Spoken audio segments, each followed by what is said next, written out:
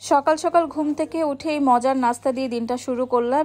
ঘুম থেকে উঠে নাস্তা করার পর যাকে বিদায় দিচ্ছি, যা রেডি হয়ে গেছে যাওয়ার জন্য। এদিকে ওর ফুপি ওকে বাই দিতে এসেছে। লন্ডন থেকে ব্রাউনের জন্য কিরকম ঘর নিয়ে আসা হয়েছিল আর ওই ঘর পেয়ে কি করে এবং দুপুরের খাবারের আয়োজনে কি ছিল, মূলত সবকিছু নিয়েই থাকবে আমার আজকের এই ব্লগটা। হ্যালো, আসসালামু আলাইকুম everyone, welcome to my new blog. সকালে ঘুম থেকে উঠে দেখে আমার শাশুড়ি আজকে ডিম টোস্ট বানানোর প্রিপারেশন নিচ্ছে। আর ডিম টোস্টটা কিন্তু আপনাদের ভাইয়ার আমার খুবই ফেভারিট একটা নাস্তা। পাউরুটির এই মিষ্টি ডিম টোস্টটা এবং ঝাল ডিম টোস্টটা দোনোটাই আমাদের খুবই ফেভারিট, বিশেষ করে আমার। তো আজকে এই নাস্তাটা আমরা অনেকদিন পরেই খাচ্ছি। এদিকে আমার যা সবকিছু গুছগাছ করে ফেলেছে, নাস্তা করেই বের হয়ে যাবে।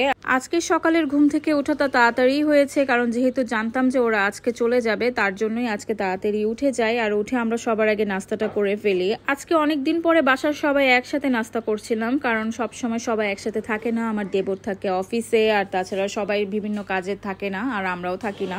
তো আজকের নাস্তাটা সবার সাথেই করা হচ্ছে। এদিকে ডিম টোস্টটা আমার কাছে খুবই ভালো লেগেছে। আর আমাদের কায়রো মাশাআল্লাহ খুব শান্ত একটা বাচ্চা, ও জাস্ট একটা খেলনা হলেই হয়, কাউকে একটু ডিস্টার্ব করে না। আর আজকে আমাদের ডিম টোস্টের সাথে চিকেন প্যাটিস। আজকের নাস্তা আমাদের খুবই মজার ছিল। আর এইদিকে নিশি এখন রেডি, ও এখন চলে যাবে ওর বাবার বাসায় অনেক দিনের জন্য।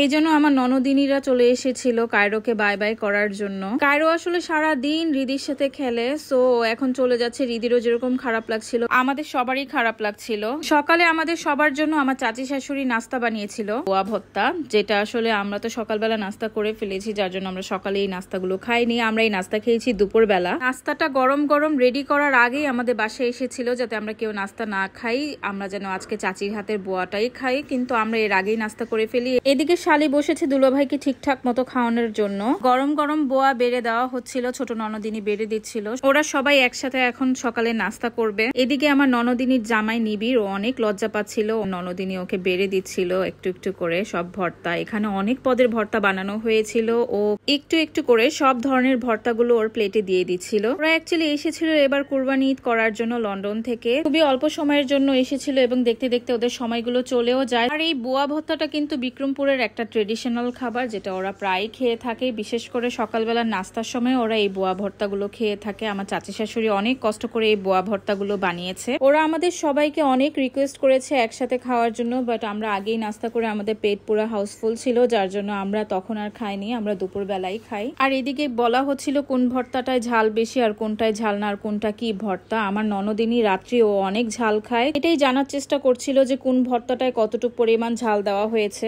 ওরা এবার ব্রাউনির জন্য একটা খুব সুন্দর ঘর নিয়ে এসেছিল লন্ডন থেকে। এটাই সেই ঘরটা যেটা ব্রাউনির জন্য লন্ডন থেকে নিয়ে আসা হয়েছিল। আর ও এই ঘরটা পেয়ে এত খুশি হয়েছিল, মানে ও এই ঘরটার ভিতরেই থাকে, বাট যখন খুব গরম পড়ে তখন নাকি থাকে না, বাট রাতের বেলা যখন এসি ছেড়ে দেওয়া হয় তখন এই ঘরটার মধ্যেই নাকি ঘুমায়। এদিকে আমার ছোট চাচি শাশুড়ি বলেছিল মাশাআল্লাহ ও একটা ঘরের মালিক হয়ে গেল। দুপুরবেলা আমরা বোয়া ভর্তা খাওয়ার জন্য বসে যাই। বোয়া ভর্তা খাওয়ার কিন্তু মজাই আলাদা। আর যদি থাকে অনেক ধরনের ভর্তা তাহলে তো কোনো কথাই নেই। আর তার সাথে ছিল ডিম ভাজি। এক কথা অনেক দিন পরে এই খাবারটা খেয়ে খুবই ভালো লেগেছে। ভিডিওটা এই পর্যন্তই। ভিডিওটা ভালো লাগলে অবশ্যই আমার পেজটাকে সাবস্ক্রাইব করে দিবেন এবং আমার ভিডিওটাতে লাইক করে দিবেন। আল্লাহ হাফেজ।